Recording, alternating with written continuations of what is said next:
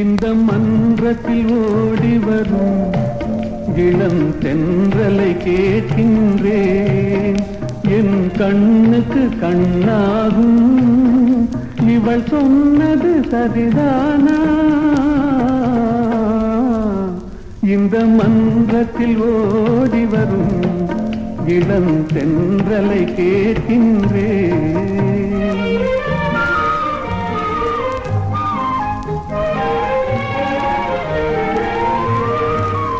தன் கண்ணனை தேடுகிறாள், மனக்காதலை கூறுகிறாள்.